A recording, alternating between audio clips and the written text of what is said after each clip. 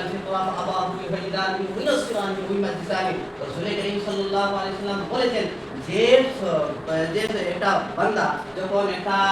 বাচ্চা পয়দা হয় দুনিয়ার জমিনের মধ্যে আসে তখন ফিতরত ইসলামের মধ্যে সে প্রতিষ্ঠিত লাভ করে এরপরে বিভিন্ন ধর্মাবলম্বী হয় তার মা বাবার জরিয়া সোসাইটির জরিয়া বিভিন্ন মাধ্যমে হতে পারে কিন্তু যখন কোনো এই পৃথিবীর যখন কোনো একটা শিশু জন্মগ্রহণ করে তখন ইসলামের মধ্যে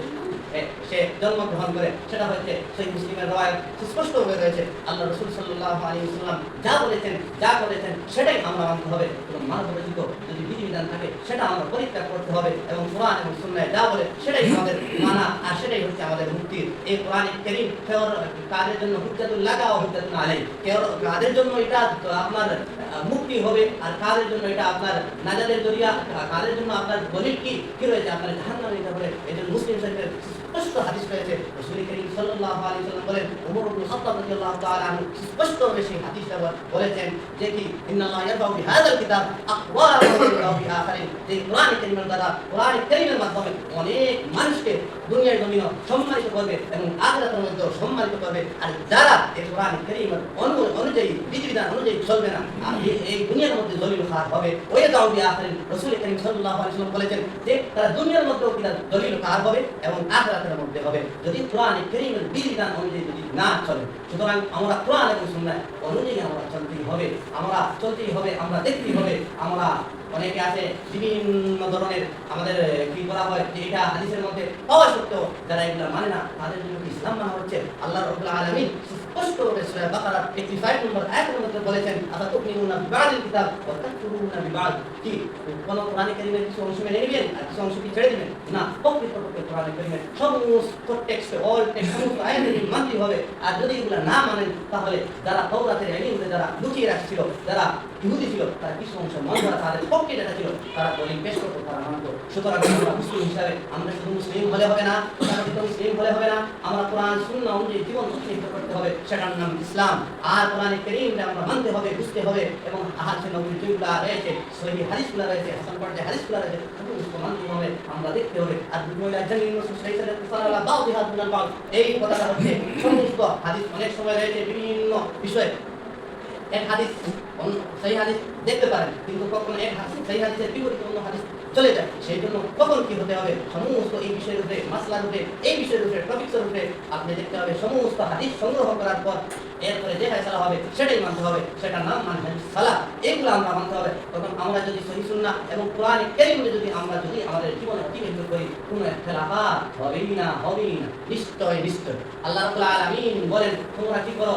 তোমরা তফররুক করো না ওয়াতাসিমু বিহাবলিল্লাহি জামিআন ওয়া লা তাফাররাকু তোমরা কি করো তোমরা পৃথক হয় না আমার রশিকে তোমরা মজবুতের সাথে তোমরা দৃঢ়ভাবে ধরো সেই জন্য আমরা দৃঢ়ভাবে আমরা ধরতেই হবে আল্লাহ রাব্বুল আলামিন আমাদেরকে রমজান চলে গেছে এই রমজান মুবারক যেগুলো আমরা আমল করেছি লাইলাতুল আপনার কিয়ামুল লাইল হোক তাসবিহ হোক কোরআনের তিলাওয়াত হোক সমস্ত যেন আল্লাহ রাব্বুল আলামিন কবুল মঞ্জুর করেন সবাই বলুন আল্লাহুম্মা আমিন আল্লাহ রাব্বুল আলামিন আমাকে আপনাকে এই পৃথিবী পাঠিয়েছেন কেন পাঠিয়েছেন ভাব স্পষ্টভাবে বলেছেন আমরা তার ইবাদত করতে হবে আর এই ইবাদত বন্দেগী করতে হবে এমন ভাবে করতে হবে যেগুলো রাসূল বলেছেন আর সাহাবা রাদিয়াল্লাহু আলাইহিম আজমাইন যেভাবে আমল করেছেন এবং সত্যের মাপকাঠি সাহাবা রাদিয়াল্লাহু আলাইহিম আজমাইন তারা ছিলেন এবং তাদের যে ঈমান আকীদা পোষণ করতেন যে ঈমান আকীদা তারা লালন করতেন সেগুলো আমরা মানতেই হবে সম্মানিত মুসল্লি আলাইহিম আল্লাহ রাব্বুল আলামিন বলেছেন কি কাদ আফলাহা মান যাক্কাহা আপনি কি করতে হবে নিজের পরিশুদ্ধ আপনার নিজের কি আত্মাকে পরিশুদ্ধ করতে হবে সুতরাং আমরা এই রমজানের মাধ্যমে এই সওমের মাধ্যমে আমাদের অন্তর পরিষ্কারের জন্য একটা উত্তম পন্থা ছিল আমরা আল্লাহ রাব্বুল আলামিন এইগুলাকে যেন কবুল করেন আল্লাহ রাসূল সাল্লাল্লাহু আলাইহি ওয়াসাল্লাম বলেন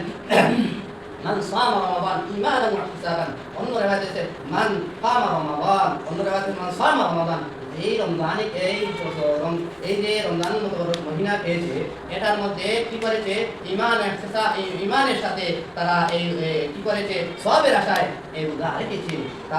তার জন্য মা তাকাদ্দামা মিন যামবি তার আগে এবং কিসের না সমস্ত মাফ করেছেন।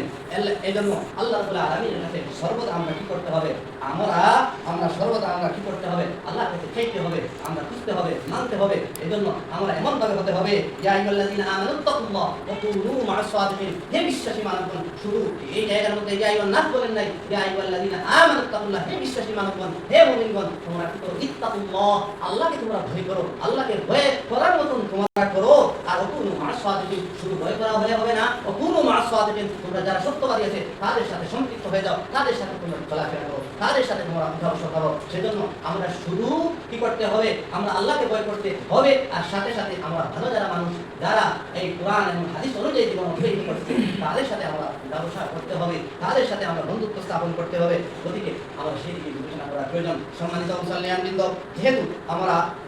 মুসলিম হিসাবে আছি, শুধু মুসলিম হিসাবে যারা অনেক মুসলিম হিসাবে আছে, এরপর